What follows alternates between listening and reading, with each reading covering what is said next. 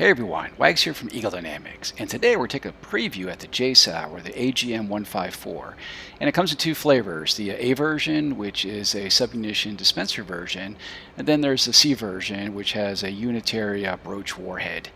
In today's video, we're going to first take a look at the C version with the penetrator warhead for hardened targets. The next video will take a look at the A version.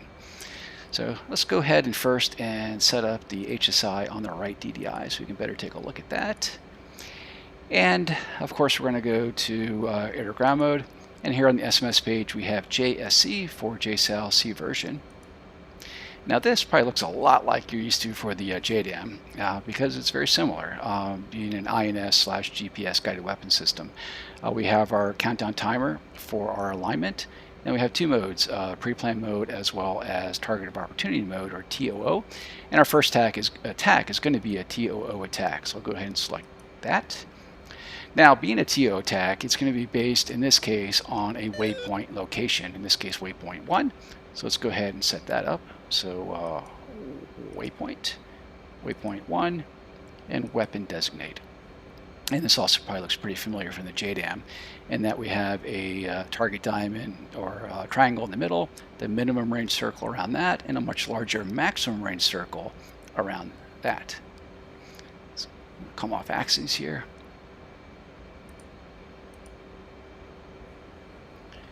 And we see that our countdown timer is continuing to come down to a good quality of alignment. Now, like I said, the JSOW is very similar to JDAM in many ways. The principle is that, just like the JDAM, it is a launch and leave weapon that once it comes off the jet, there's no longer any need for guidance, unlike, say, a laser guided bomb. Where it differs quite a bit than the JDAM, it has outstanding standoff range with these pop-out wings.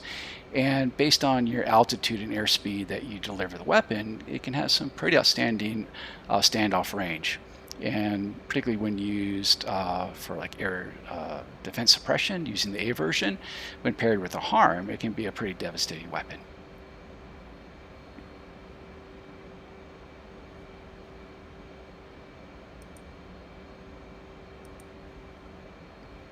And again, for some of the stuff I really don't need right now. About 30 seconds to go. And another nice element of the JSOW is because of its shaping, it has a relatively low radar cross-section, or RCS. And this makes it rather difficult for radar-guided surface-to-air missile systems to engage it. Again, making it a very formidable weapon for the air defense suppression mission.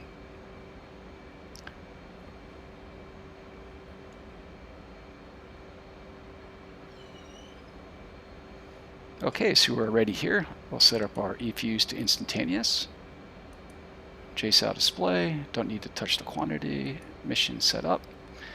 And at this point, we're pretty much ready to go.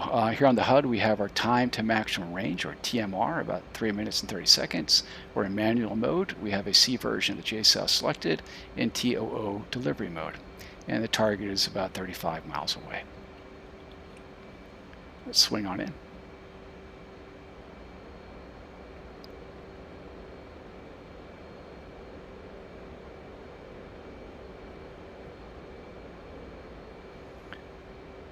On the HUD, we have a diamond marking the target location as seen through the HUD, and then on the heading tape, we see the bearing to said target.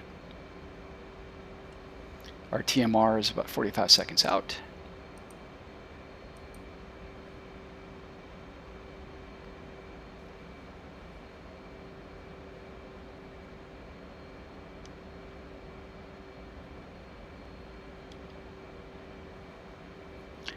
Again, our minimum and maximum ranges for the JSOW selected. 20 seconds out from a weapon drop.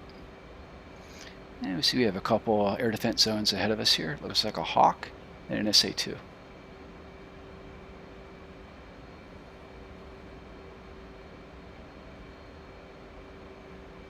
Three seconds. Okay, we're in range as indicated on the HUD, and JSOW away.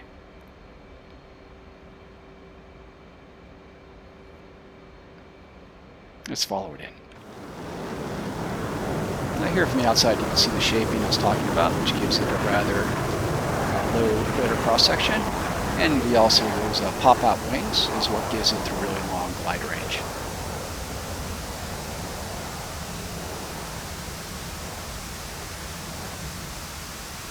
In this case, we're looking at the C version, which inside it has a really large BROACH dual-stage warhead, which is ideal for penetrating hardened targets.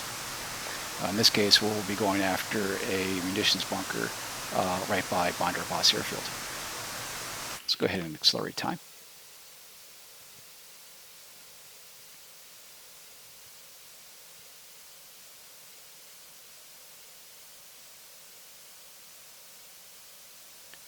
And the weapon after JSOW is probably going to be the harpoon at this point, and work has actually already started on that.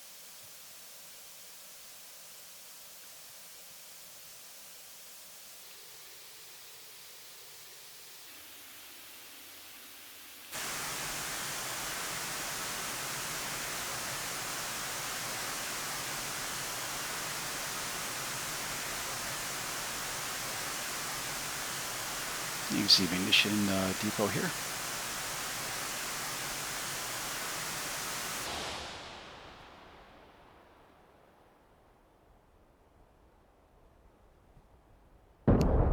All right, that's one dead bunker. Okay, for the next target, we're going to be using a pre-planned mode. In this case, it's going to be a aircraft hangar. So again, very much like JDAM, we'll go ahead and we'll change the mode to pre-planned. And then going to target USC, we'll go ahead and we'll enter its elevation and position. So first with elevation, switch that to feet. I'll enter 33 feet. Come back out.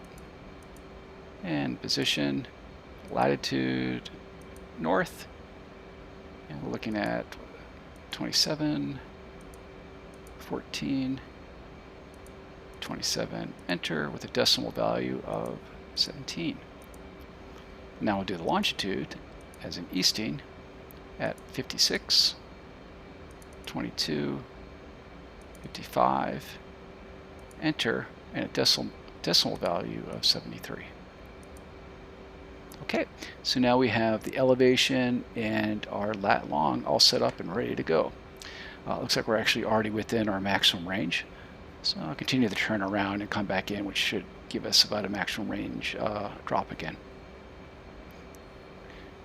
And it's blinking because we're technically in range, but outside of launch parameters. We really need to be relatively pointing at the target to be more efficient.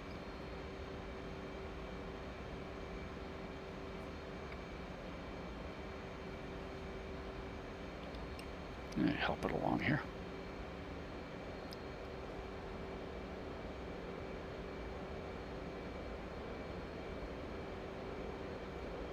And as mentioned, the higher you are and the faster you are will equate to a longer maximum range capable of hitting.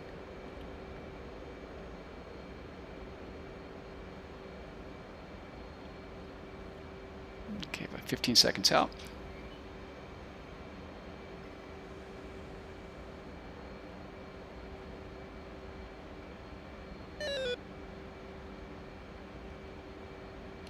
And one away.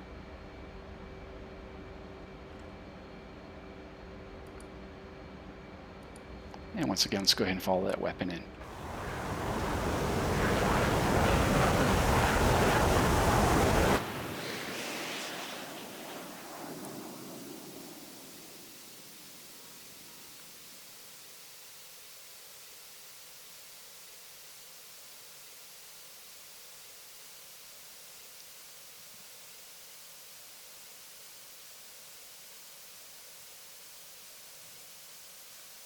Approaching Bandar-Abbas.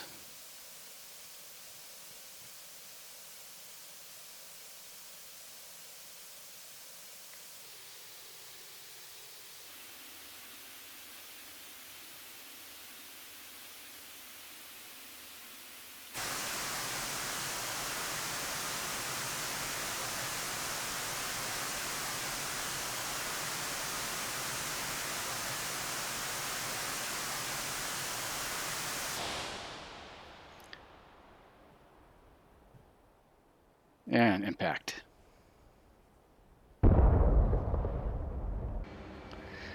So that's a little introduction on how we're going to be using the C version of the JSOW, and not too long we'll be looking at the A version as well. Anyhow, I really hope you enjoyed this video, and I'll see you next time. Thanks.